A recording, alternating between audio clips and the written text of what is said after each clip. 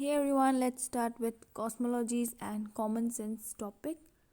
Alright, I'm beginning with a great thanks to all of you for your beautiful gestures that you show. Let's begin with this cosmologies and common sense, right? Okay, let me. Alright, so talking about it, cosmology is the word that has been used here. Okay, actually, it means it refers to the science of how universe was formed and all these things. That is cosmology, a science in the branch of astrology. Okay, why this term has been used here, you'll get to know and we'll read this para, right? एक तरह से आप समझ लो कि understanding से related है. Now I have use the term embedded understanding and common sense above. Let me remind the reader that what I mean by them. I made a distinction between conceptually organized lived experiences and reflections on that experience. अब यहाँ बोल रहे हैं, अगर आपने previous clips देखी हो तो we talked about conceptual understanding. ठीक है, मतलब कंसेप्चुअली ऑर्गेनाइज लिव्ड एक्सपीरियंस. जैसे यू आर अ पर्सन, ठीक है, आपके खुद के लाइफ के एक्सपीरियंसेस हैं जो कि कुछ ना कुछ कंसेप्ट्स के साथ ऑर्गेनाइज है, क्योंकि हम ह्यूमंस जो हैं बिना कंसेप्ट के किसी चीज़ में मानते नहीं हैं. तो हमारे जितने भी एक्सपीरियंसेस हैं जो भी लाइफ में देखे हों, वो उनके पीछे हमेशा एक कंसेप्चुअल अंडरस्टैंडिंग या some kind of organised thought होता है. लेकिन उस एक्सपीरियंस पे अपना एक रिफ्लेक्शन देना वो अलग चीज़ है. ठीक है, suppose for example you went for an adventurous tour and travel, like you went for traveling to a place where you did lot of adventures, okay, bungee jumping and all.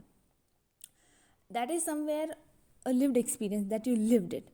Now reflection on that, the thought on that experience, there is a difference. Okay, you lived that experience, that's a different thought. You reflect on that, when you express your thoughts, when you think about the thoughts, that is different. There is a distinction between that. This distinction presupposes that though conceptual lived experience may not be present in our conscious, ठीक है, वो मतलब कि there is a distinction presupposes that though conceptual lived experience may not be present in our conscious, जो हमने experience live किए हैं, जो कंसेप्चुअली लिव्ड एक्सपीरियंस है, वो हमारे कॉन्शियसनेस में हमेशा they are not present. We may use our concept in practices but be unable to speak about them. ठीक है, ये बहुत सी नेचुरल चीज़ें, हम काफ़ी सारी चीज़ें एक्सपीरियंसेस होते हैं, हमारे थॉट्स होते हैं, कॉन्शियस थॉट और conscious thoughts.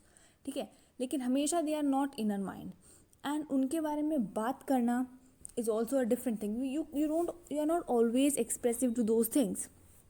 Quite like a skillful cook. यहाँ एक एग्जाम्पल दिया है, अभी तक कुछ समझ में नहीं आया तो इस एग्जाम्पल से समझ में आएगा. जैसे एक स्किलफुल कुक है, ओके, एक कुक है जो बहुत ही स्किल्ड है, who make delectable dishes without quite being able to tell us how. ठीक है, मतलब कि वो कुक काफ़ी अच्छा है, काफ़ी स्किल्स हैं, but the cook doesn't know to convey this, okay, to converse this, that how is he able to make such delicious dishes. Conversely, the possession of a good recipe book is not sufficient to make a good cook. ठीक है, सो इसके दूसरे form में ये भी देख सकते हैं कि ज़रूरी नहीं है कि एक अच्छी recipe book can make a good cook. ठीक है, क्योंकि अगर एक स्किल्ड कुक है, अपना एग्जाम्पल लो, you have a skill of anything, like you are good at embroidery for an example, right, but you do not know how to teach this next person, or you do not know how to convey it, that how you do this, how you create that magic, you don't know that. So that's somewhere limited to you only. ठीक है, means यहाँ पर you are not able to reflect your thoughts, you are not able to convey, you are not able to reflect on that experience, you are not able to speak on that thought. Okay, by embedded understanding I mean this practical knowledge that remains pre-reflective and inarticulated. ठीक है, embedded understanding का मतलब ये बोल रहे हैं कि वो प्रैक्टिकल नॉलेज जो प्री रिफ्लेक्टिव है और इनआर्टिकुलेटेड, यानी कि उस पर आप कुछ आर्टिकुलेट करना मीन्स उसके बारे में आप ज़्यादा कुछ एक्सप्रेस नहीं कर पा रहे, आप उसको ज़्यादा थॉट नहीं दे रहे हो, it is an understanding we acquire by being intended into a practice of society. ये वो कुछ अंडरस्टैंडिंग्स होती है जो आप सोसाइटी में रहते रहते सीख जाते हो, ठीक है, हमेशा आपके कॉन्शियस में नहीं रहती है। द टर्म कॉमन सेंस, अब यहाँ कॉमन सेंस के बारे में, is broader and covers embedded understanding but also at very least are spontaneous and ad hoc reflections, including reflections that are closely aligned to our practices, which might be called practical reflections. The term common sense is broader. Now see, यहाँ पर ना common sense के बारे में ये लोग बात कर रहे हैं, ठीक है। डेफिनेटली कॉमन सेंस ये जो टर्म है ना, ये इसका जो एरिया है दैट्स वेरी वेरी वाइड, ठीक है। Some things you might consider that's a common sense, but for the other it might not be a thing which is known. Suppose for example, taking an example of social media, okay, a person who is new on that platform might post out any kind of thought or any kind of picture, then you would be like, oh, it's common sense that such things are not to be uploaded or anything. But for that person who is new on social media, the area of common sense is different, okay. So it means the common sense area is quite broader and covers embedded understanding. It covers embedded understanding का मतलब कि यहाँ पर एक चीज़ समझो, we all those who live in society, we all have some embedded understanding, मतलब those things which are not taught to us but we learn with our lived experiences, or we learn along with living our own life, okay. Like we took the example of chair when we were studying embedded understanding, that if a child is like a child is told to sit on a chair, it's very obvious, it's an embedded understanding to the child that and to the person who is saying that child is that the chair is made to sit on it. He won't say go and sit on that piece of wood and it is used for this. There are certain embedded understandings in all of us, but also at very least are spontaneous and ad hoc reflections. देखो spontaneous ऐसे reflections जो तुरंत आप में आते हैं, suppose looking to a situation and all, okay. And ad hoc reflections are those reflections जो हमारे mind में चलते रहते हैं but we don't give too much thought on that. Like driving a car, you see many things and after you reach a destination you completely forget about the fact. So ये वो चीज़ है. And reflections that are closely aligned to our practices, ये वो thoughts हैं जो चीज़ें आप देखते हो सुनते हो उनसे रिलेटेड जो आपके थॉट्स होते हैं, वो ये चीज़ें लाइक प्रैक्टिकल चीज़ें आप देखो, सपोज़ कोई रिचुअल है उससे रिलेटेड आपने बचपन से जो भी चीज़ें देखी हैं, आपके बिलीव्स हैं, वो आपके प्रैक्टिकल थॉट्स हो गए, ठीक है, which might be called practical reflections. It usually also includes stories, yes, epic folk tales, legends, myths, and that have been passed on from one generation to another, and with the help of which we make a sense of and evaluate the entire universe. ठीक है, अब समझ में आया कॉस्मोलॉजीज़ की बात क्यों गई थी. ओह ठीक है, why it is talking about cosmology, क्योंकि हमारे जो प्रैक्टिकल थॉट्स से ये रिलेट करता है. हम जो भी आज तक देखते हैं सुनते आए हैं, चाहे वो स्टोरीज़ के फॉर्म में हो, चाहे एपिक्स हो जैसे महाभारत है, ठीक है, फोक टेल्स हो गई, ऑलराइट, लेजेंड स्टोरीज़, मिथ्स भी बहुत सारे होते हैं. उन सबको मिला के जो ये चीज़ें generation to generation pass on होती हैं, they all combinedly form our practical thoughts, okay, and with the help of which we make sense and evaluate the entire universe. और उसके हिसाब से हम यूनिवर्स का सोचते, जैसे यूनिवर्स का फॉर्मेशन कैसे हुआ, कैसे ये दुनिया बनी. ये पॉलिटिकल टॉपिक नहीं है, लेकिन the thing is you must understand in different kind of books. अगर आप रिलीजियस वाइज भी जाओगे ना, तो हर रिलीजन में बहुत ही अलग अलग स्टोरीज हैं कि कैसे यूनिवर्स फॉर्म हुआ था, क्या हुआ था, ठीक है. सो इट ऑल टॉक्स, मतलब हर किसी के बिलीफ प्रैक्टिस, आपके जो जनरेशन में बोला गया आप उसी थॉट को बिलीव करते हो कि ये दुनिया कैसे बनाई गई, ठीक है. नाउ अब कॉस्मोलॉजीज की क्लियर डेफिनेशन आपके यहाँ आ रही है. सच नियरली सिस्टमैटिक क्यों बोल रहे हैं, क्योंकि जैसे हिंदू जो लिटरेचर्स है उनका एग्जाम्पल है, तो उनकी जो स्टोरीज़ हैं कि कैसे यूनिवर्स फॉर्म हुआ, वो बिलीवेबल है, क्योंकि हमारे जो लिटरेचर्स हैं उन पे लोग बिलीव करते हैं, चाहे वो वेदास हो, पुराणास हो, because they are so strong in their words, ठीक है. थ्योरी में हमेशा एक चीज़ होती है कि थ्योरी स्टेबल होनी चाहिए. हमारे वेदास उस टाइम लिखे गए थे, but till today they are so strong and so stable with their thoughts, हाँ कुछ चीज़ें हैं जो डिबेटेबल होती हैं but they stand today even. So systematic इसलिए बोला है क्योंकि काफ़ी अच्छे तरीके से चीज़ों को वहाँ पर मेंशन किया गया है।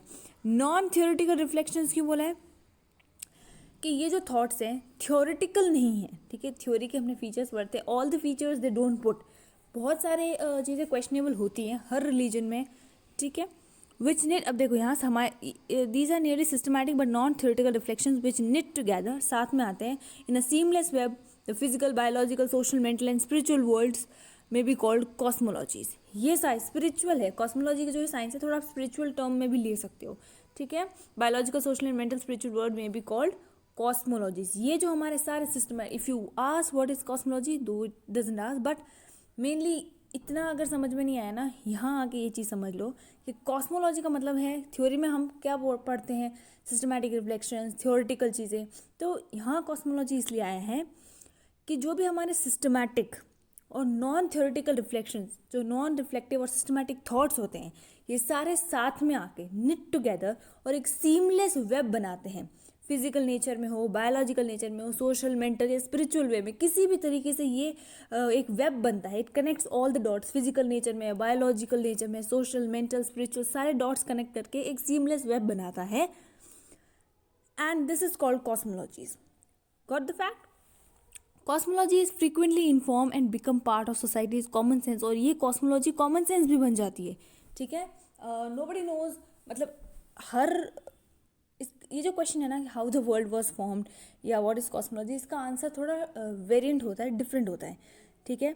लेकिन ये जो कॉस्मोलॉजीज हैं ये हमारे सोसाइटी का हिस्सा बन चुकी है और एक कॉमन सेंस का पार्ट हो चुकी है। सब बोलते हैं यार ये तो कॉमन सेंस की बात है, ठीक है। कोई बिग बैंग थ्योरी में बिलीव करते हैं, they call it common sense, ठीक है। If this is true of the relationship between cosmologies and common sense, यहाँ पर कॉस्मोलॉजीज एंड कॉमन सेंस की रिलेशन बताया कि जैसे कॉस्मोलॉजीज कैसे बनती है, हमारे जो भी थॉट्स है, physical biological social mental spiritual systematic और नॉन थ्योरेटिकल जो थॉट्स हैं ये सारे, ये एक वेब बनाते हैं, दैट इज कॉस्मोलॉजी, ठीक है। लेकिन और ये क्योंकि ये सब हमारे ही इन चीज़ों से बनी है, जनरेशन टू जनरेशन पास हो रहे हैं ये थॉट्स, इट्स कॉस्मोलॉजी। एंड ये सारे थॉट्स क्योंकि generation to generation pass on हो रहे हैं तो अब ये कॉमन सेंस हो गए सोसाइटी के। सो ये एक रिलेशनशिप बताई है कॉस्मोलॉजीज एंड कॉमन सेंस में। Can it also be true of the relationship between theories and common sense, तो बोला है कि क्या थ्योरी और कॉमन सेंस की भी ये सेम रिलेशनशिप हो सकती है। कॉस्मोलॉजी भी एक थ्योरी है, डोंट फॉरगेट दैट, ठीक है, ये थ्योरी है। तो जैसे बोला है कि कॉस्मोलॉजी और कॉमन सेंस की एक बॉन्डिंग बनी है, रिलेशनशिप बनी है, क्या थ्योरीज और कॉमन सेंस की भी बन सकती है? Can theories shape and inform our common sense? देखो कॉमन सेंस मैंने स्टार्टिंग में बोला था एग्जैक्टली सेम टू सेम चीज़ नहीं होती है हर किसी के लिए, person to person slight variation in common sense हमेशा होता है, ठीक है।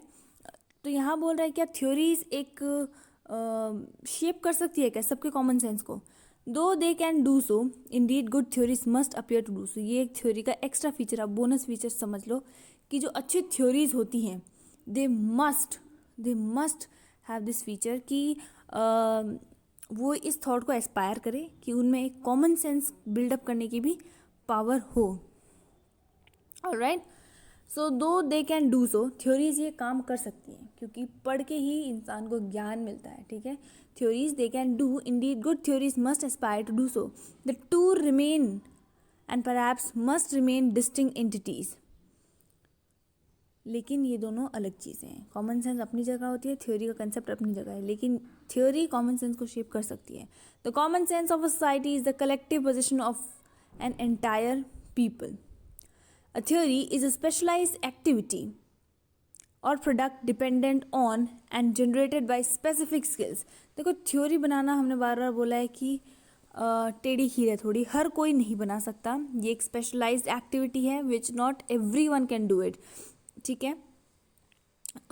Specific skill and it require a skill, definitely theory में एक स्किल होनी चाहिए, तभी एक अच्छी थ्योरी आपको मिल सकती है, थ्योरी बनाने वाले में स्किल होनी चाहिए।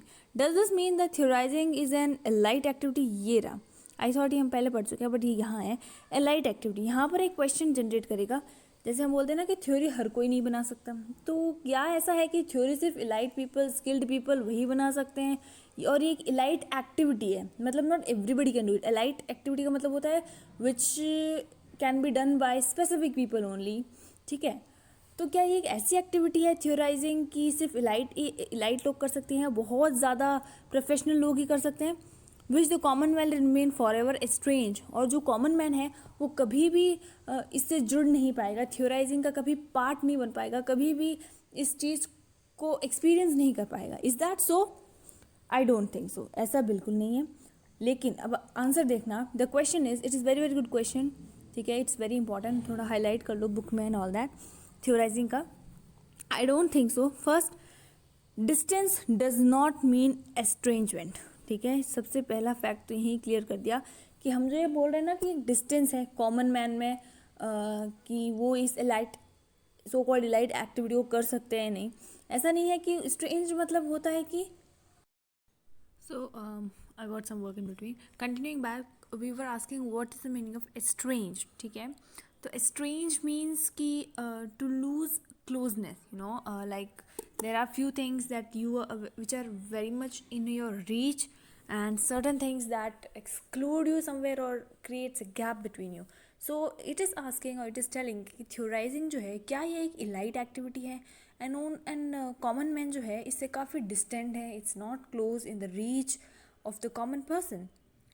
Now I don't think so. First, distance does not mean estrangement, तो ये बोल रहे हैं कि नो डाउट डिस्टेंस्ड है, but it doesn't mean it is estranged, okay, or it is kind of being taken away, ऐसा कुछ बोल रहे हैं। Many cricket lovers, now this is the example, with the help of this example you will get this thing better. Many cricket lovers in India have never played cricket. Now you know that cricket is crazily followed by people and crazy fan following as cricket. So cricket is more of an emotion for people. Some do play it, but quite badly. Like you see the fans' diversity of cricket game. It includes people those who play, who are devoted to this game. People, who are devoted towards the game.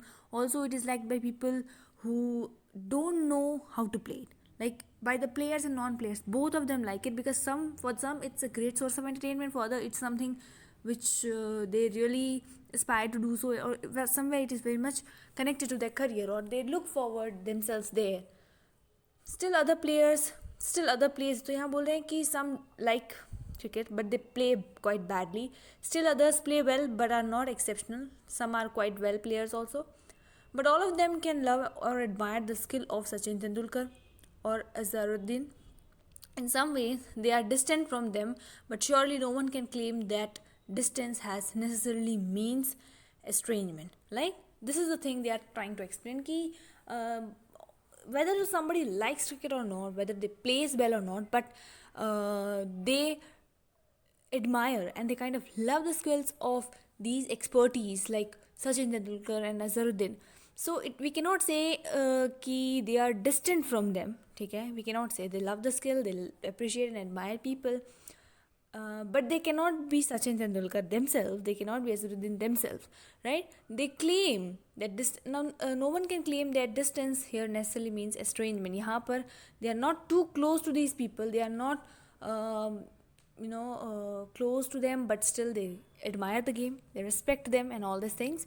Second, and more importantly, though the practice of theory involves skill, सबसे दूसरी important चीज़ है कि skill चाहिए होती है. These can be acquired, you can learn them in principle by one who have some talent and lot of opportunity and committed.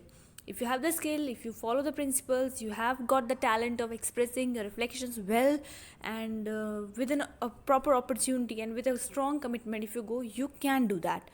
Just as cricket is not the preserve of a special class, जिस तरह से cricket ऐसा नहीं है कि एक special class cast या एक कोई पर्टिकुलर कम्युनिटी खेल सकती है, उसी तरीके से theory is not the monopoly of a particular kind of people. बहुत ही ब्रिलियंट एग्जाम्पल समझाया. क्वेश्चन क्या था? It's very very important. ये देखो, no here it is, where it is, yes, the light activity. Here it is, the question कि क्या theorising की लाइट एक्टिविटी है और कॉमन मैन से ये दूर करी गई है? ऐसा नहीं है. जिस तरह से क्रिकेट एक स्किल है और क्रिकेट कोई भी प्रैक्टिस कर सकता है, but it requires a skill, it requires that expertiseness. Same way theory भी कोई भी, थ्योराइजिंग भी कोई भी कर सकता है. इट इज़ नॉट कि एक लाइट एक्टिविटी है, कोई स्पेशल क्लास या कास्ट ही कर सकती है, बट इट रिक्वायर्स स्किल, ये किसी की मोनोपोली नहीं है, but it require a kind of skill, ठीक है, एक पर्टिकुलर काइंड ऑफ पीपल के लिए. To think so is to be committed to the deplorable and outdated form of casteism, Brahmanism. यहाँ पर आपको पता है ब्राह्मणिज्म का एग्जाम्पल के लिए when I read it for a moment I thought why is it mentioned here.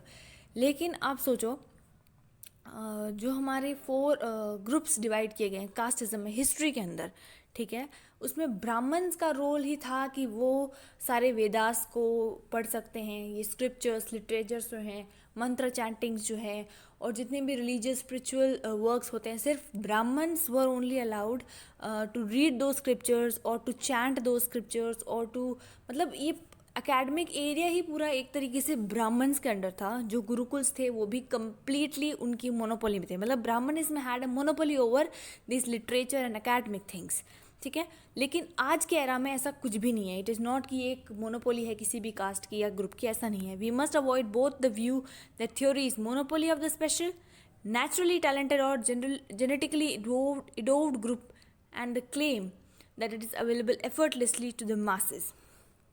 ठीक है, 2 चीज़ें ध्यान रखनी है. पहले की थ्योरी किसी की भी मोनोपोली नहीं है, एक पर्सन की, किसी एक की ये मोनोपोली बिल्कुल नहीं है. सेकेंड थिंग इज़ दैट कि ये हर पूरे सबके लिए अवेलेबल भी नहीं है. It requires skill. स्पेशली हम इससे ज़्यादा से ज़्यादा हम क्लैरिफिकेशन में यही कह सकते हैं कि ये मोनोपोली नहीं है किसी की, but it can be only done by those expertise. इसकी स्किल चाहिए, आप इसकी स्किल सीखो, कमिटेड हो इसके towards, you can also do.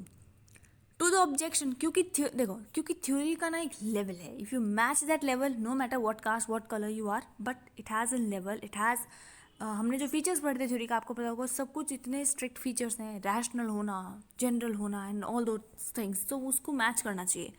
To the objection that there is a sense in which everyone is philosopher or theorist, an appropriate response is to draw the distinction between having philosophy, theory, and doing it.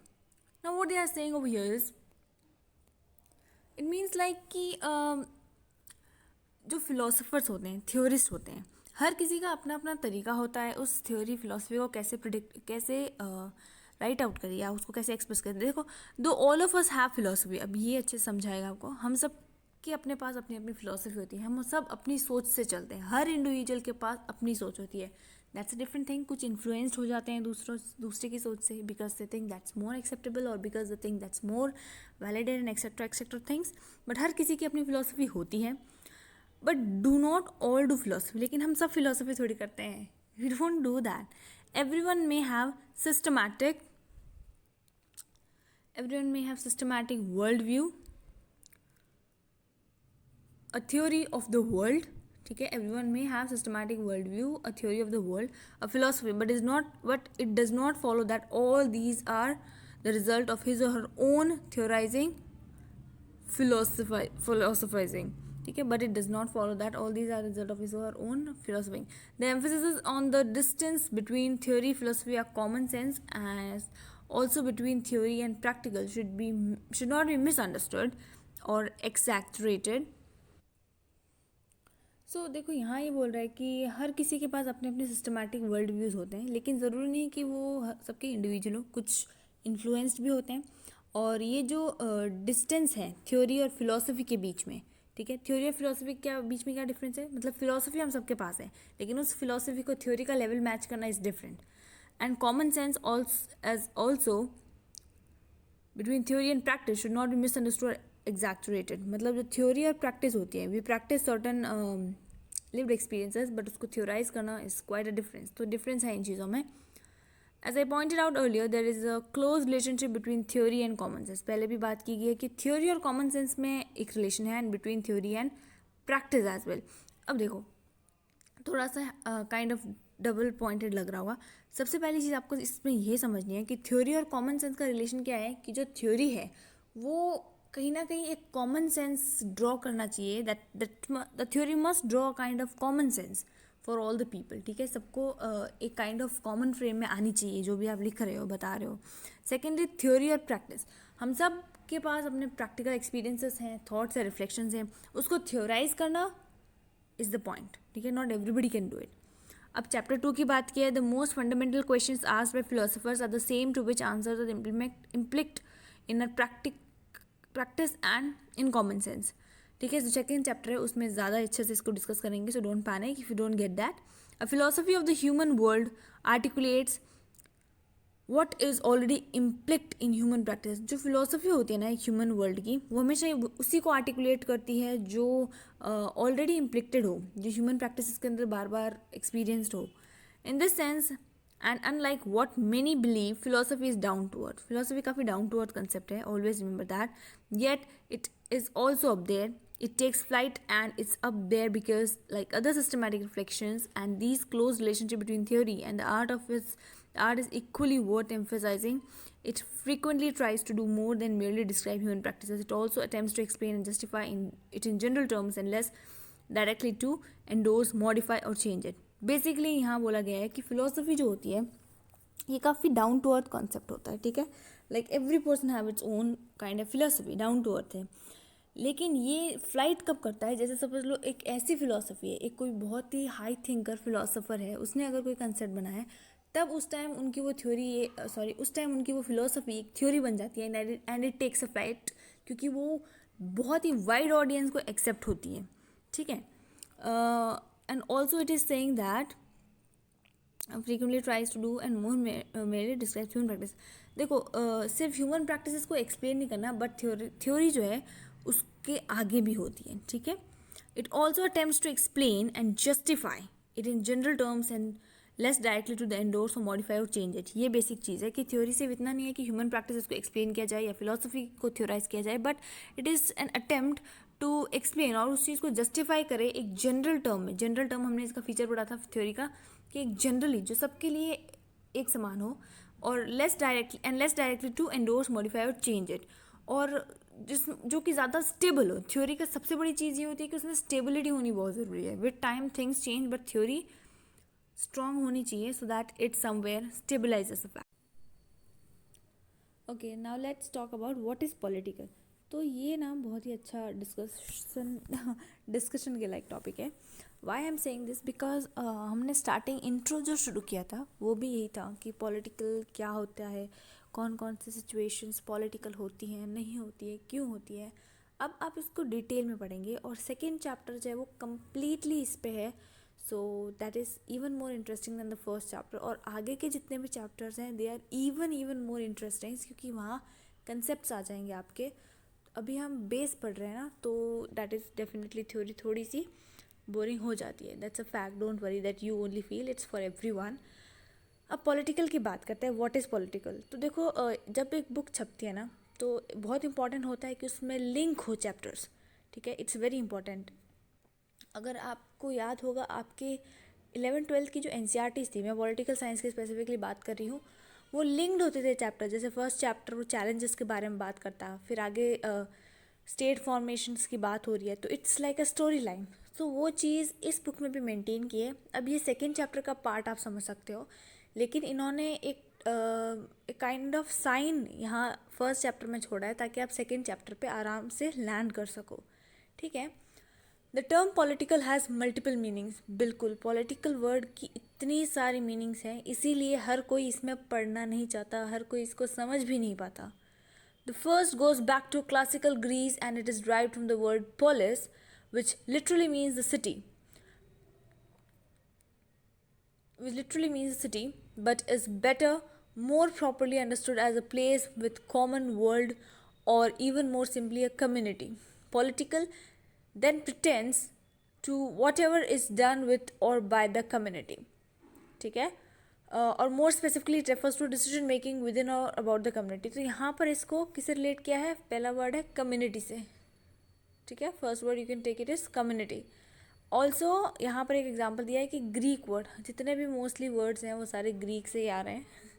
Can't do anything in that, क्योंकि ये English Greek words are always a kind of associated with the term with new English. So अब देखो political पढ़ते हैं, English नहीं, तो term political की बोल रहे हैं, बहुत सारी मीनिंग्स है. इस पैराग्राफ के अंदर वही चीज़ समझाई गई है. फर्स्ट इन्होंने ग्रीस का एग्जाम्पल है. देखो फर्स्ट सेमेस्टर होगा ना तुम्हारा, तो ये मोस्ट एक्सपेक्टेड क्वेश्चन ले सकते हो। व्हाट इज़ पॉलिटिकल थ्योरी आएगा ही आएगा, क्योंकि ये तुम्हारा बेस है, ठीक है। बाकी के जितने भी क्वेश्चंस होंगे ना, तुम्हारे आगे के जितने चैप्टर्स हैं ना, जस्टिस राइट्स, उनसे होंगे, लेकिन फर्स्ट और सेकंड चैप्टर को मिला के कंबाइंड क्वेश्चन बनेगा व्हाट इज़ पॉलिटिकल थ्योरी। तो वहाँ अगर तुम ये अकेडमिक लैंग्वेज लिखते हो ना, ग्रीस वर्ड, तो एक इंप्रेशन बनता है, आपका आंसर के अंदर एक क्वालिटी आ जाती है, ठीक है। So market which literally means the city, but it's better. अब पहले तो बोला कि उसका मतलब पुलिस है, उसका सिटी है, तो उस वर्ड को हमने अपने हिसाब से ड्राइव कर लिया एक कम्युनिटी के बारे में। और अब ये डिसीजन पे आ गया, डिसीजन मेकिंग में मोस्टली। यहाँ डिसीजन मेकिंग देखो, वैसे भी इस वर्ड को अलग ही फॉन्ट में लिखा है, प्लीज़ प्लीज़ प्लीज़ को इतना अंडरलाइन कर लो, हाईलाइट कर लो, बट ये ध्यान रखना कि इट मेन यही चीज़ है, it specifically refers to decision making within and about the community. कोई भी कम्युनिटी है, उसकी अब कम्युनिटी कुछ भी हो सकती है, एक ग्रुप, एक स्टेट, एक कंट्री और एक वर्ल्ड को एक साथ में भी कम्युनिटी कह सकते हैं। यहाँ वो मतलब है, it's a plural meaning, okay, not a singular thing. Refer to decision making within and about the community. कोई भी डिसीजन बनाया जा रहा है एक कम्युनिटी के लिए, या उस कम्युनिटी द्वारा, या मतलब with in the community, community के अंदर, या कम्युनिटी के बारे में, वो पॉलिटिक्स की है। तो पहली चीज़ डिसीजन मेकिंग से रिलेटेड की है कम्युनिटी के। Decision making itself has a specific connotations. To be political, to live in the polis, as Hannah Arendt tells us, means that everything is to be decided through words and persuasion and not through force and violence. Hannah Arendt ने बोला कि क्योंकि हमने इसको word को बोला है ना, पॉलिटिक्स एज अ पुलिस, यानी कि अगर आपको एक सिटी में रहना है, आपको पॉलिटिकल में रहना है, ठीक है, पॉलिटिकल बेसिकली, तो it is very much important that you learn to make decisions through words और पर्सुएशन के साथ, एक लेवल ऑफ अंडरस्टैंडिंग के साथ, ठीक है। वर्ड्स के साथ ही आप पॉलिटिक्स खेल सकते हो। फोर्स और वायलेंस आर नॉट एक्सेप्टेबल, और अच्छी बात भी नहीं है। एक समझ लो कि एक कोई डिसीजन आता है गवर्नमेंट की तरफ से आज के टाइम में, अगर वो वर्ड्स, उसमें पावर है, उसमें दम है उन शब्दों में, तो फोर्स की या वायलेंस की कोई ज़रूरत नहीं बनती। There is no need of force and violence. तो हमेशा कोशिश करनी चाहिए पॉलिटिक्स को कि जितने भी डिसीजंस हैं they should be by words and persuasion, हमेशा यही हो, ना कि फोर्स और वायलेंस से, ठीक है। नियम कानून बने, उसको क्या बोलते हैं, ये लड़ाई झगड़ों से कोई चीज़ें ना, किसी भी चीज़ को ना सुलझाया जाए, ठीक है। दैट्स द बेसिक थिंग कि वर्ड के थ्रू और पर्सुएशन के थ्रू हमेशा चीज़ों को कैरी फॉरवर्ड करना चाहिए। The term political, here you only need to understand one thing, point mark कर लो, डिसीजन मेकिंग, ठीक है। फर्स्ट आपको क्या, अगर नोट्स बना रहे हैं तो ये ध्यान रखना ग्रीस का लिखना है, ठीक है। Let me raise so that I can tell you क्या क्या लिखना है। थोड़ा सा कॉम्प्लिकेटेड यहाँ हो जाता है। First thing is this one, you must know Greek word, ठीक है। और ये ज़रूर लिखना कि मल्टीपल मीनिंग्स होती है। फ्लो चार्ट बना रहे हो तो सबसे बढ़िया पॉलिटिकल करके मल्टीपल मीनिंग्स, फिर उसके नीचे ग्रीस वाला लिख देना, फिर लिटरली मीन्स सिटी, फिर better common, better understood properly as a common word और अ कम्युनिटी, ठीक है। तो पॉलिटिक्स फिर वहाँ जाकर क्या बन जाता है, something that is done with in और अबाउट द कम्युनिटी, ये रहा। रेफर टू डिसीजन मेकिंग, ठीक है। You should come to that point, decision making पे आ जाओ। फिर उसके बाद बोल दो कि हैना एड्रेंट का भी मेंशन कर सकते हो, वेरी इंपॉर्टेंट है, मतलब अच्छा है if you mention it. Tell us everything decide through words के थ्रू डिसाइड हो, not through force and violence. The term political then points to a specific mode of decision making. यहाँ देखो, ये घूम फिर के बात यहीं पे आने वाली है, so don't worry. By words not force, यानी भाई फोर्स से काम नहीं होगा, काम करना है तो शब्दों के साथ करो, ठीक है। इसको आप थोड़ा सा ट्राई टू रिलेट करो प्रैक्टिकल सिचुएशन के साथ, जो फार्मर्स के साथ द वे ब्रूटल बिहेवियर हो रहा है। तो यहाँ भी वही चीज़ है, वर्ड्स का ही खेल है, और फोर्स वो लोग यूज़ कर रहे हैं which is not a good thing. मैंने एक चीज़ बोली अभी कुछ देर पहले कि पॉलिटिक्स के अंदर ये फोर्स और वायलेंस यूज़ होना नहीं चाहिए, लेकिन आपको भी पता है, मुझे भी पता है कि ये चीज़ें होती हैं। मतलब मिसयूज़ पॉलिटिकल का सबसे ज़्यादा होता है, पॉलिटिक्स सबसे ज़्यादा मिसयूज़ होती है। पॉलिटिक्स को सेल्फ इंटरेस्ट से रिलेट किया जाता है, एक नेगेटिव फ्रेम के अंदर पॉलिटिकल पावर या पॉलिटिकल इंस्टीट्यूशंस को देखा जाता है, क्योंकि मिसयूज़ होती हैं पावर्स, ठीक है, सेल्फ इंटरेस्ट के लिए होती हैं। कोई भी मिनिस्टर होगा, उसके जितने भी मेन ऑफिसर्स या जितने भी जान पहचान वाले लोग होंगे, उनके काम विद इन सेकेंड्स निकल जाते हैं, बाकी लोग स्ट्रगल करते रहते हैं for months. This is actual reality, और हम सब ने, जब भी हमारा कोई भी गवर्नमेंट वर्क होता है, ये हमने देखा है। आपके ड्यू में अगर आपने एडमिशन्स भी लिए होंगे, ड्यू में आई वॉन्ट से इट, क्योंकि ड्यू का थोड़ा प्रोसेस बहुत ज़्यादा ट्रांसपेरेंट है, बट अगर मैं लोकल कॉलेजेस की बात करूँ, मैंने बहुत ही ज़्यादा देखा है लोकल कॉलेजेस के अंदर ये चीज़ होते हुए कि if a person has a contact with a renowned personality of that locality, तो उनको लाइन में खड़े रहने की कोई ज़रूरत नहीं पड़ती. They can just go and submit the documents and complete. उनका 10 मिनट का काम होता है. तो ये तो एक छोटा सा example, it is very very minute example. कभी कोई गवर्नमेंट डॉक्यूमेंट्स भी बनवाने होते हैं, तो अगर आपके पास कोई अप्रोच है तो that's very easy to do, but नहीं है तो फिर आपको टाइम लगता है. तो ये नेगेटिव फ्रेम है. मैं ये नहीं कहूँगी सारे लीडर्स ऐसे होते हैं, बट मोस्ट मेजोरिटी ऐसे होते हैं जिसकी वजह से ऐसा होता है. तो काम बाय वर्ड्स हो, फोर्स से नहीं हो. However, the term political also refers simultaneously to what decisions are about. ठीक है, ये भी सबसे इंपॉर्टेंट चीज़ है कि डिसीजंस तुम ले लिया, किस चीज़ के बारे में ले रहे हो, and what it is.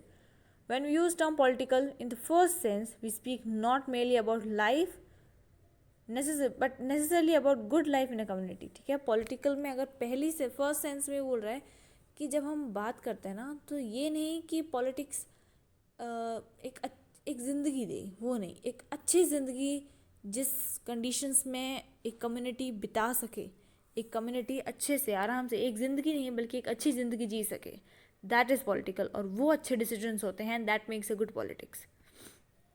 Thus we may ask, given that we live by a certain conception of the good life, who is to be a member of the community and why, who is to rule.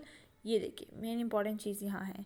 तो हम एक अच्छे conception के साथ जीते हैं कि सबकी लाइफ अच्छी हो. कम्युनिटी का कौन कौन मेंबर होगा, क्यों होगा, कौन रूल करेगा, that is take fundamental decisions about the community. ये तो सबसे इंपॉर्टेंट है ना. कम्युनिटी के डिसीजन पावर कौन लेगा, कौन होगा कम्युनिटी का part, and all this stuff.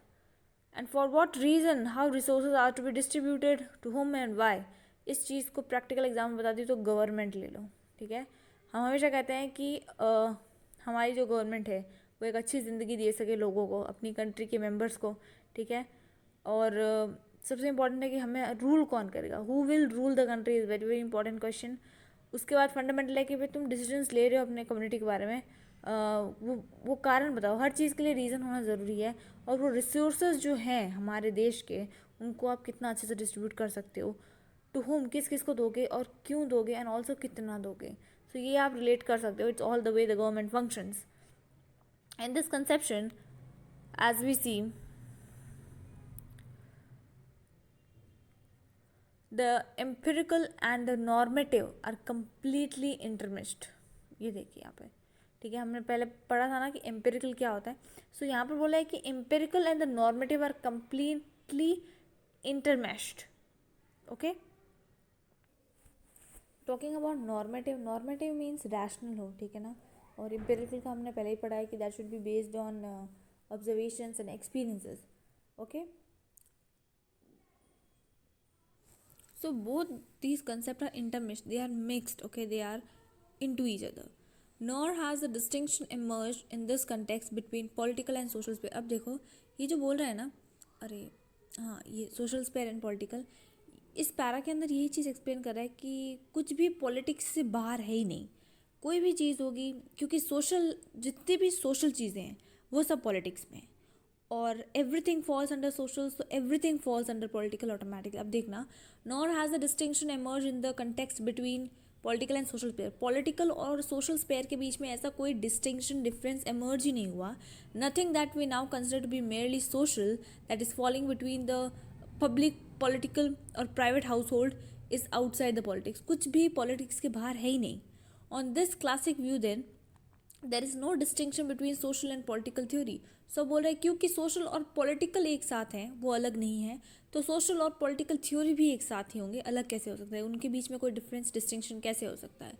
Political theory is about how and with what justification decisions are made concerning the good life in the community. यानी कि पॉलिटिकल थ्योरी क्या है और किस चीज़ का आता है, वो एक जस्टिफिकेशन है. मतलब it's kind of the things की ऐसी कौन कौन सी चीज़ें हैं जो एक कम्युनिटी को अच्छी ज़िंदगी दे सके. ठीक है, एक अच्छी सोशल गुड लाइफ दे सके लोगों को. Political theory is about how, कैसे, विथ व्हाट जस्टिफिकेशन, क्योंकि हर चीज़ जस्टिफाइड होनी इज़ वेरी वेरी इंपॉर्टेंट.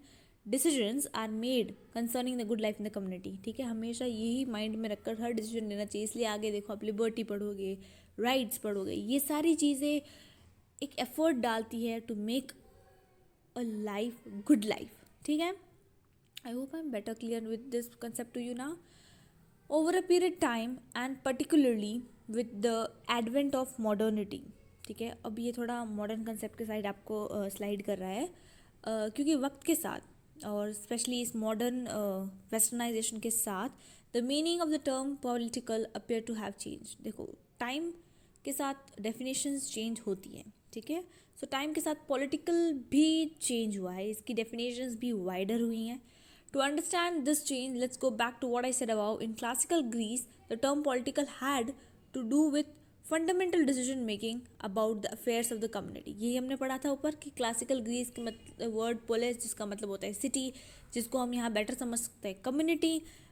तो जो भी डिसीजन मेकिंग होती है विद इन द कम्युनिटी और अबाउट द कम्युनिटी, वो पॉलिटिक्स है. तो यही बोला था, fundamental decision making about the affairs of community. To take decisions, अब देखो क्या बोला है, to make decisions, however one must first have the power to do so. Decision making के लिए क्या इंपॉर्टेंट होनी चाहिए? पावर होनी चाहिए आपके पास. If the entire community is involve in decision making, then decision making presupposes the collective power of the entire community. अब ये बोल रहे हैं कि इस पावर में, क्योंकि डिसीजन मेकिंग बनाने होने के लिए पावर होनी चाहिए, तो उस पावर में अगर हम पूरी कम्युनिटी को इन्वॉल्व करेंगे तो ये जो डिसीजन मेकिंग है presupposes the collective power of entire community. So इससे पूरी कम्युनिटी की एक कलेक्टिव पावर हमें दिखती है प्री हैंडेड लिखा है. Okay, the term political then may also refer to this collective power. तो भाई हम ये कह सकते हैं ना कि politics also refers to this to this collective power. क्योंकि हमने क्या बोला, देखो पॉलिटिक्स को हमने क्या बोला स्टार्टिंग में, डिसीजन मेकिंग है. डिसीजन मेकिंग कम्युनिटी के लिए.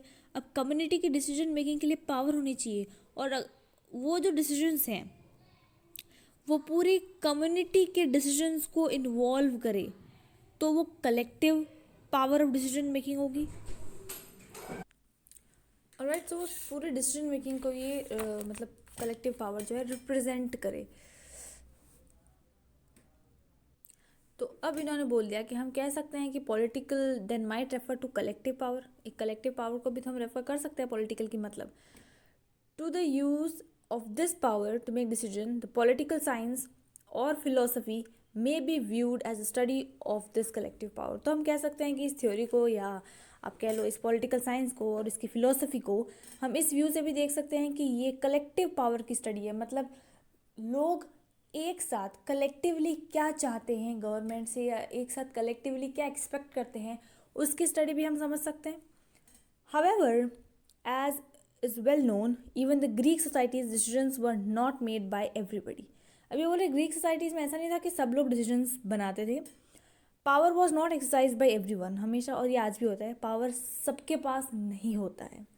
Slaves, women and aliens were excluded from the decision making processes. ठीक है, मतलब ये बोल रहे हैं कि देखो आज भी है ऐसा, कहीं बहुत सी जगह हैं, हम इंडिया पे ही बात करेंगे, ज़्यादा बाहर जाएंगे तो हम कंफ्यूज हो जाएंगे, कि पावर मेकिंग जो या डिसीजन मेकिंग की जो पावर होती है वो सबके पास नहीं होती है.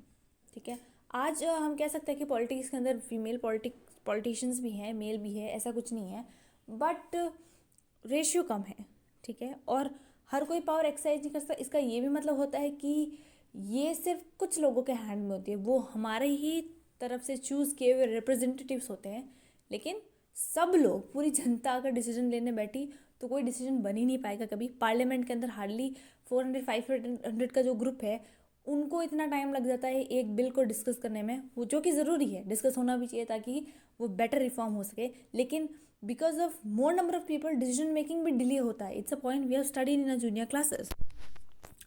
तो यहाँ पर कमिंग बैक टू टॉपिक, ये बोल रहा है कि उस टाइम स्लेव्स को, विमेंस को एंड एलियंस. अब एलियंस का मतलब यहाँ they are not referring to people who live in space. People नहीं, एक्चुअली दोज काइंड ऑफ क्या बोलो, कुछ भी बोलो, जो एलियंस आपने मूवीज़ में देखे हैं, द सो कॉल्ड जादू दैट यू हैव सीन, उनकी बात नहीं कर रहे हैं. एलियंस मीन्स कोई दूसरी कंट्री का. ठीक है, चाहे वो पड़ोसी कंट्री हो, मतलब फॉरेन कंट्री का, या किसी दूसरे कंट्री के इंसान को भी वो पावर नहीं दी जाती थी, जैसे स्लेव्स, वुमेन्स और एक दूसरे कंट्री के पर्सन को वो पावर नहीं दी जाती, ठीक है। Aliens doesn't mean those universe creatures, okay, जो गैलेक्सीज में या प्रिडिक्ट किए जाते, they are not talking about this. ये डिसीजन मेकिंग पावर से एक्सक्लूडेड थे। तो अब ये बोल रहे हैं वही चीज़ कि अब बोल सकते हैं कि one might say the decisions about the entire community were taken by some only by excluding others from the position within which they were made. मतलब ये बोल रहे हैं ना कि ये तो फिर वही बात होगी कि आपने डिसीजन मेकिंग से पूरी कम्युनिटी को कहाँ इन्वॉल्व किया, आपने तो एक्सक्लूड कर दिया। Some people had the power to make decisions but every one only on conditions that they also exercise power over some other. Of course, this can be said only with hindsight. People living at that time did not see their own condition as we now describe it. ये उस time की बात हो रही है। आज के time में अगर आके कोई बोलेगा ना कि women are not allowed to access power, तो you know the condition, ठीक है, बिल्कुल ही गलत है और सोच भी बहुत गंदी है। तो ये उस टाइम की बात है, मतलब वहाँ उस टाइम पावर एक्सरसाइज करना वॉज कि आपको प्रूव करना है कि व्हाट डू यू हैव, कि आप दूसरों के ऊपर पावर एक्सरसाइज कर सकते हो, ठीक है। अगर कोई लाइट क्लास है तो ठीक है भाई, तुम पैसे वाले हो, तुम आ जाओ इसमें। ये कुछ तरीके होते थे, मतलब एक्सक्लूजन आप समझ लो, that is the main thing, कि एक्सक्लूजन स्लेव्स, वुमेन और किसी दूसरी कंट्री के पर्सन को अलाउ नहीं किया जाता था। उसके बाद अब ये बोल रहा है कि ये उस टाइम की बात थी। आज के टाइम में इसका डिस्क्रिप्शन या इसका डिस्क्राइबिंग वे बिल्कुल अलग है। तो देखो क्या कहते हैं, with the advent of modernity, अब मॉडर्निटी से क्या चेंजेस आए हैं। The meaning of the term power became far more explicit. पहले पावर इतना जो मीनिंग थी इतनी ब्रॉड नहीं थी, एक्सप्लिसिट नहीं थी, इतने लोग एक्सरसाइज उनको अलाउ ही नहीं था। पावर हर कोई एक्सरसाइज नहीं कर पाता था। इवन अगर आप रोम और क्रिश्चियन रिलीजन की बात करो तो वहाँ तो कम्प्लीटली चर्च जो था वो पावर का हकदार था, उसके अलावा और कुछ भी नहीं था उधर। द पॉप जो होते थे वही पावर एक्सरसाइज करते हैं। और आज भी कुछ ऐसी कंट्री थे जहाँ पर उनका इन्फ्लुएंस बहुत ज़्यादा है। Not going to deep in that topic, getting back to this, indeed, the classical meaning of power as the collective capacity to decide about the community was almost completely absorbed and replaced by the second meaning. तो ये जो meaning थी ना कि politics एक collective capacity है decide करने की एक कम्युनिटी की, ये पूरी तरीके से हट चुकी है, रिप्लेस हो चुका है इस सेकेंड मीनिंग से। इसको अच्छे से मार्क करना, as the capacity of some people to act in a manner that thwarts the significant interest of others. Capacity of some people, यानी कि जिन लोगों को हम चुनते हैं, हमारे मिनिस्टर्स, हमारी चॉइस के जो मिनिस्टर्स, जो पावर पोस्ट्स पे लोग जाते हैं, उनका तरीका जिससे वो सिग्निफिकेंट इंटरेस्ट जो हमारे हैं, that marginalises and excludes them so that they are left with no ability or capacity to take decisions about themselves or about the whole community. ठीक है, now understand this. ये स्टेटमेंट कह रहा है कि अब पावर की मीनिंग ऐसी हो गई है कि वो लोग जिन्हें हम चुनते हैं, ठीक है, बेसिकली यहाँ ये वो चीज़ लिखी है, पर वही लोग हैं ना, द सेलेक्टिव पीपल, वो सम पीपल जो यहाँ बोला है ना, वो ऐसे मैनर्स में एक्ट करने लगे हैं। ये पावर की मतलब हो गई है कि जो जनता के इंटरेस्ट हैं उनको मार्जिनलाइज करना, उनको एक्सक्लूड कर देना और उनको बिल्कुल किसी भी एबिलिटी के साथ नहीं छोड़ना कि वो कोई डिसीजन ले सके अपने लिए या पूरी कम्युनिटी के लिए। Power came simply to mean power over others. Power की सिर्फ एक मीनिंग बन गई, पावर ओवर अदर्स, और कुछ नहीं। Correspondingly, the term political refer to this power over others. बहुत ही बड़ा और हाई स्टेटमेंट है ये। Power came simply to mean power over others. What a statement. Now, political science then came to mean an empirical inquiry into the exercise of this power. फिर be proud that the what subject you are studying brought all these revolutions, reforms and changes. लोगों के दिमाग की खिड़कियाँ खोली हैं इस subject ने। When this subject was founded, came to mean an empirical inquiry. Empirical inquiry, empirical inquiry का मतलब, empirical के वर्ड मैंने आपको बार बार बताया है, it means वो एक्सपीरियंसेस या वो ऑब्जर्वेशंस जो प्रैक्टिकली ऐसे हवा में कोई बात नहीं, एक्सपीरियंस और ऑब्जर्वेशन के बेसिस पे स्ट्रॉन्ग पॉइंट्स पे बात होती है। भाई हवा में कोई बात नहीं होती, ये एम्पेरिकल का मतलब है। तो एम्पेरिकल इंक्वायरीज की, जो भी हुआ उसे क्वेश्चन किया, अपने प्रैक्टिसेस, अपने ऑब्जर्वेशंस के थ्रू से क्वेश्चन किया into the exercise of this power जो चल रहा था that meant just power over others. And political theory, the most general reflection on the process, mechanism, institutions, and practices by some people are excluded by others from significant decision making. Yet another related meaning emerged under conditions of modernity. उसके बाद modernity की conditions में के अंदर ही एक और meaning I. When major sites of decision making were relatively separated from the rest of society and were concentrated in a specific set of institutions designed by the term state. और ये कब meaning I, जब ज़्यादातर decision making की जो sites थी वो common man से या सोसाइटी के दायरे से बहुत ज़्यादा बाहर कर दी. बस उनको कुछ सेट ऑफ इंस्टीट्यूशंस के अंदर डाल दिया जो कि स्टेट्स के थ्रू डिज़ाइन थे. This is related to the point that a new concept of social emerge which was distinguish from the political. ठीक है, मतलब अभी देखो आगे आगे बता रहा है कि सिर्फ पावर को अपने हिसाब से जब मॉडर्निटी ने मोल्ड कर दिया था. ऊपर हमने पढ़ा ना कि पावर मतलब दूसरों के ऊपर हक जमाना या दूसरों के ऊपर पावर ओवर अदर्स हो गया था. तो एक दूसरी डेफिनेशन आई जिसमें मॉडर्निटी की ही एक कंडीशन थी. ठीक है, उसी कंडीशन थी कि जितने भी साइड ऑफ डिसीजन मेकिंग थे वो लोगों से सेपरेट होने लगे, सोसाइटी से सेपरेट होने लगे और कुछ सेट ऑफ इंस्टीट्यूशंस में डाल दिए गए जो कि स्टेट मतलब गवर्नमेंट ने बना दिए. ठीक है. If politics considered as a comprehensive inquiry is the study of decision making power, then the birth of modern state naturally implied that the major object of study of political science and political theory is the state. Indeed, the term political was itself identified with anything pertaining to the state rather than the entire society. तो उसके बाद क्या हुआ कि जो ये political है, इस वर्ड को was political word itself, it was identified anything pertaining to the state rather than the entire society. Political science and political theory studied the institutions of the state. आपकी पॉलिटिकल साइंस और आप ही की political theory ने इन institutions को पढ़ा. The government institutions जब बोले तो मतलब government, judiciary, bureaucracy, the military, the police and so on, ये जो सारी चीज़ें आती हैं ना. Sociology and social theory on the other hand studied all दो स्ट्रक्चर्स. बहुत ही इंपॉर्टेंट रोल है आपके इन सब्जेक्ट्स का. ये जो स्टीरियोटाइप्स है ना सोसाइटीज़ में कि तुम जो सब्जेक्ट पढ़ रहे हो ह्यूमैनिटीज़ के, इसमें कोई सेंस नहीं बनता. अब तो ऐसे तुमने 12th क्रॉस कर ली, अब तो ये प्रेशर थोड़ा कम होगा तुम पे. But be proud that what you are studying has a worth and it's important in itself. ठीक है. सो सोशलॉजी ने भी अपना योगदान दिया इसमें. उन्होंने इन स्ट्रक्चर्स को पढ़ा, इन प्रोसेसेस को पढ़ा, in institutions that fell outside the state, जो स्टेट्स के बाहर भी पढ़ते थे ना स्ट्रक्चर, प्रोसेस, इंस्टीट्यूशन, उनको पढ़ा. Some people continue to believe that a study some people believed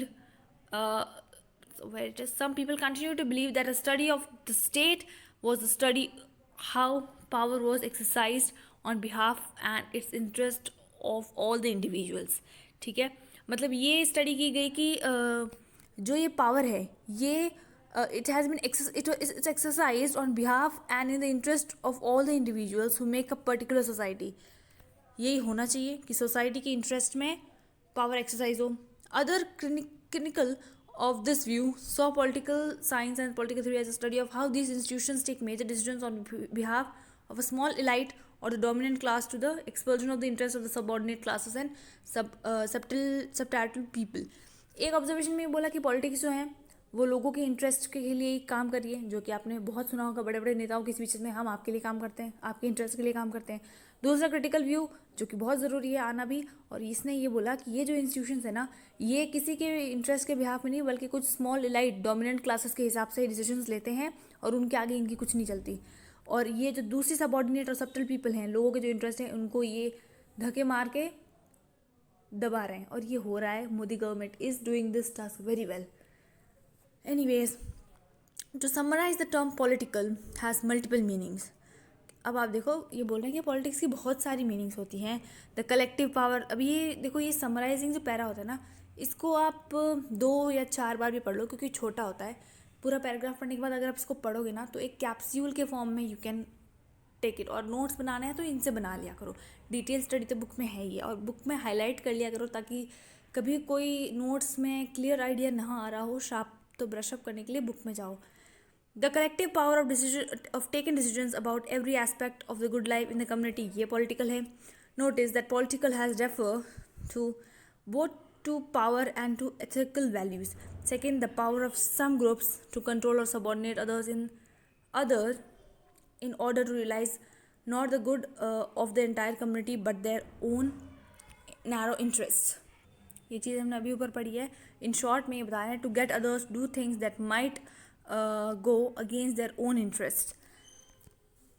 here the term political is use to relate power and self interest. ठीक है, बिल्कुल ये हमने स्टार्टिंग में बोला था और ये आपने 11th में भी बहुत पढ़ा होगा जब आपने इंट्रो पढ़ा होगा पॉलिटिकल, क्योंकि सेल्फ इंटरेस्ट से बहुत ज़्यादा रिलेटेड है पावर, और होती भी है, इसमें कोई ऑब्जेक्शन की ज़रूरत ही नहीं है. It also refers to power embodied in a separate institutional apparatus. उसके बाद ये बोला है कि इस पावर को ना अब इन्होंने क्या किया है, अलग अलग इंस्टीट्यूशंस में डाल दिया है, क्योंकि लीडर तो चेंज होते रहते हैं, इंस्टीट्यूशन पोजीशन पावर तो सेम रहती है ना. पीएम की जो पावर है वो सही रहेगी, वही रहेगी. पीएम का ऑफिस के साथ है, पीएम की बिल्डिंग के पास है. राज्यसभा की जो पावर्स है राज्यसभा बिल्डिंग में डाल दी, लोकसभा की डाल दी. तो चलो पार्लियामेंट हाउस है, इंस्टीट्यूशन मतलब जुडिशरी की पावर डाल दी जुडिशरी में, लेजिस्लेटिव एक्सिक्यूटिव पावर्स को इन्होंने इंस्टीट्यूशंस के फॉर्म में या इंस्टीट्यूशंस के पहनावे में डाल दिया है. To state power used to realize the common goods, values, or state power used to exercise domination by one group over other. बहुत ही डिटेल, अगर आप ऊपर वाला आपको समझ में नहीं आया ना तो आप उसको स्किप कर दो और यहाँ से टू समराइज लिखा है ना, यहाँ से पढ़ना शुरू कर दो. बहुत ही इजी लैंग्वेज में लिखा है, घुमा फिरा के नहीं बोला है. ठीक है, आप यहाँ से पढ़ लेना, इसमें कोई इशू नहीं है. It's an bonus tip for you. State power use to exercise domination over a group, yes we are done. But how can, अब यहाँ हाउ कैन आ गया. अब ये थोड़ा पैराग्राफ जो है ना क्वेश्चनिंग होगा, थोड़ा आपके माइंड्स को खोलेगा. हाउ कैन ए और सी को एग्जिस्ट विथ बी और डी. यहाँ पर पॉइंट्स दिए ना ए बी सी डी, इनको हम फिर से पढ़ते हैं, फिर इस क्वेश्चन पे आते हैं, वरना कुछ समझ नहीं आएगा.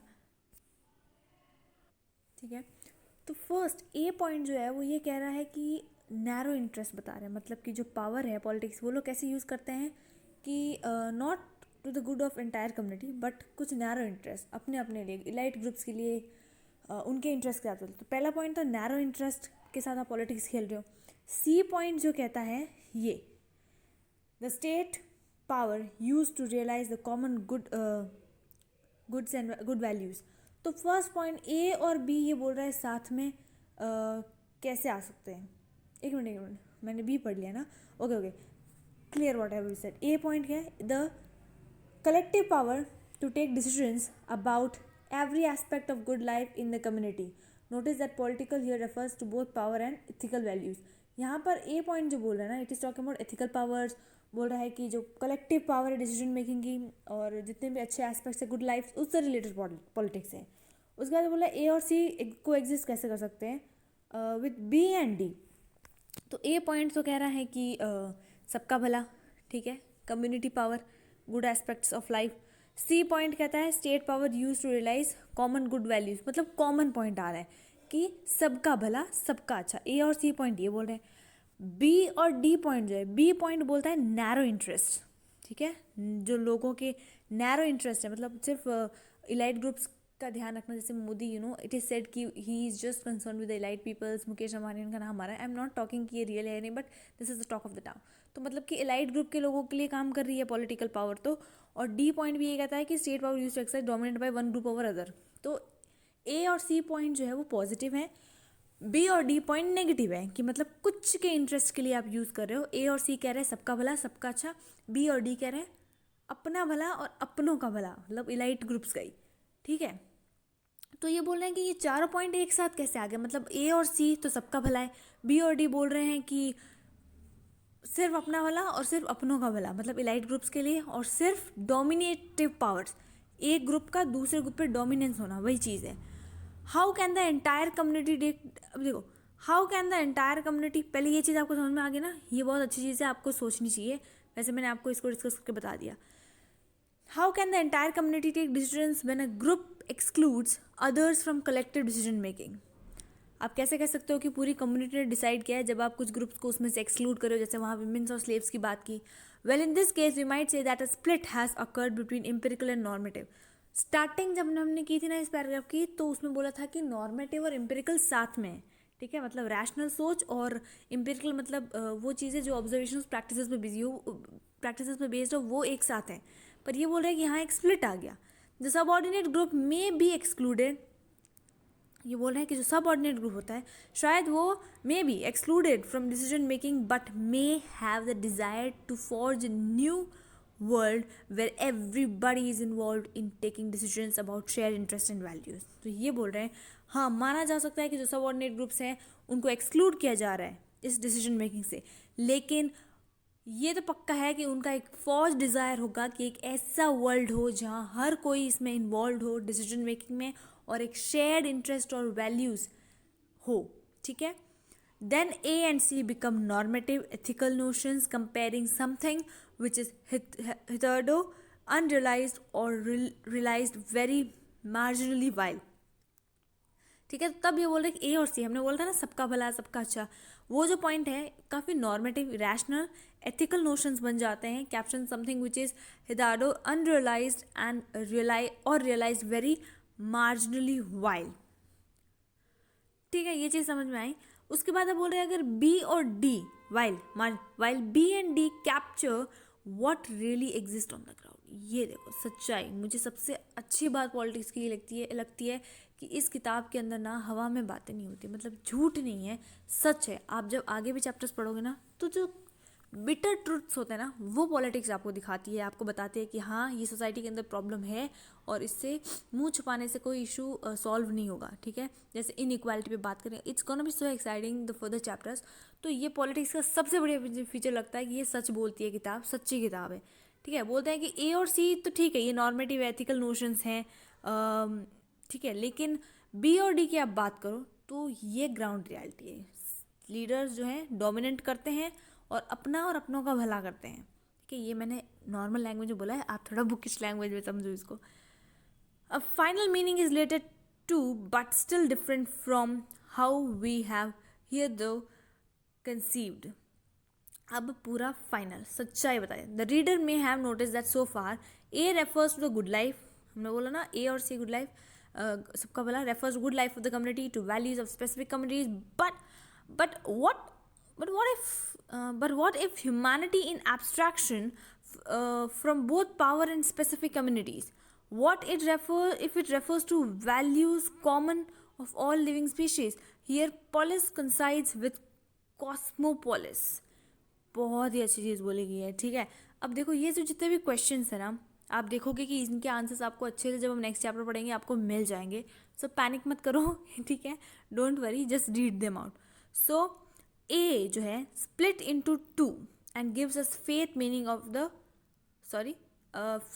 सो A splits into two and gives us a fifth meaning of the political, the meaning E. तो ए को जब इन्होंने स्प्लिट कर दिया दो में, जो कि क्या था, गुड लाइफ, और यहीं पे तो अभी मैंने बोला था हाँ, good life of community, values of specific communities, इनको स्प्लिट कर रहा है और फिफ्थ मीनिंग निकाल रहा है, वो है E refers to values common of the entire humanity, even all living species. Recall that the political sphere may also include the art of imagining new values and deserving new worlds. Therefore, E, the maximally abstracted from real existing lives. Thus, today we use the term political in which, in each of the five senses, and as both an empirical and normative concept. तो इसलिए बोल रहा है कि हम इसको empirical और normative concept के तौर पर यूज़ करते हैं और कहते हैं कि ये है। Let's read it further.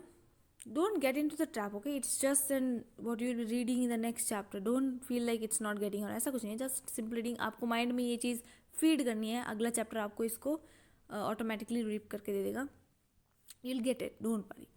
Political theory, अब देखो political theory is then is a particular form of word dependent, ये हमने पूरे चैप्टर में पढ़ाई है। Obviously word dependent systematic reflection होता है, और एनी और ऑल ऑफ द फॉलोइंग, ये सब कुछ आप एक बार रीड कर लो। ये भी एक समरी है, लिखा नहीं है, लिख लो, टू बी रेड ट्वाइस और 4 times। The collective power to make decisions about the good life of community, ठीक है। पॉलिटिकल थ्योरी क्या है, पहला चैप्टर यही था। सेकंड पॉलिटिकल्स के बारे में और ज़्यादा डिटेल्ड में आएगा। सो पॉलिटिकल थ्योरी का ये वर्ड डिपेंडेंट सिस्टमैटिक रिफ्लेक्शंस है, और ये सारे point, collective power to make decisions about the good life of the community, the mechanism by which power is exercised by one group over another, the use of state power to achieve the good of the community, the use of the state by one group to exercise power on the another, and E on the values by which a particular community governs its life. Finally, F, there can be a great political theory that reflect on the general condition of the entire humankind, or the values by which the entire humanity may govern its life. All that we have studied till now. ठीक है, फिर भी कोई doubt हो, the comment section is there, you put your doubt, I try if I can explain it just by writing explaining it in the words. Alright, अब यहाँ ये सबसे इंटरेस्टिंग पोर्शन लगता है मुझे बुक का, पॉइंट्स फॉर डिस्कशन. ठीक है, if you guys want that we should discuss out all this things, तो I think do let all of us know in the comment section that yes, इनका discussion अच्छा होगा. And also tell me कि इनको we should discuss it in the live YT format, कि हम लोग live sessions के अंदर इसको discuss करें, या you want this to be a next video. That's all your choice. But क्योंकि we wanted to cover ज़्यादा point नहीं है, 4 points ही है वैसे तो, we can do it, but I think this time the video will get quite longer. So you let me know your opinion whether you want to discuss or not, क्योंकि mainly ये classes में discuss होते हैं. तो if you want कि आपका एक already pre thought पहले से हो, that you can represent in your class and be smart there, तो let me know. Otherwise it's all rest of your choice, it's not erasable. Okay, तो I think we are done with this. We have completed our first chapter. Be happy. ये कुछ reading list हैं, अगर आप interested हो तो you can go for these. Next we have chapter 2, why do we need political theory. ज़रूरत क्या है, समझ तो लिया पॉलिटिकल थ्योरी क्या है, अब इसकी ज़रूरत क्या है वो भी समझ लेंगे. So I am feeling really good कि we have completed with the first chapter. Do let us know how did you fell it, what did you felt about it and all those things. And I am just done with shooting it. इसका जो first part है cosmologist वाला, I will do add with it and I will just plate it in your service. All thanks to you guys, मतलब thank you so much. मैं ज़्यादा नहीं बोल पाई. There are many comments that I wanted to state, and all those people who are like continuously the next video. I understand you all. I don't like delaying, मुझे कोई delay करने में मज़ा नहीं आता. It's just time, and today also I have lot of work to do, but because I said it yesterday that I'll upload it by today, so I am here. It's 8 now and I'm shooting it, and I'll upload it within next hour, I think so. So thank you so much. Keep loving, keep supporting, and yes. And also when somebody said that they don't get demotivated, they don't get demotivated, they never get it. It's only the time that I need to do it. So you just keep me happy with your lovely comments, with your lovely likes, yes, and subscribers. That's all I am asking you. And to share, keep sharing, keep spreading love. Okay guys, so take care. What is this? Okay, take care. Bye bye. See you in the next video, of course.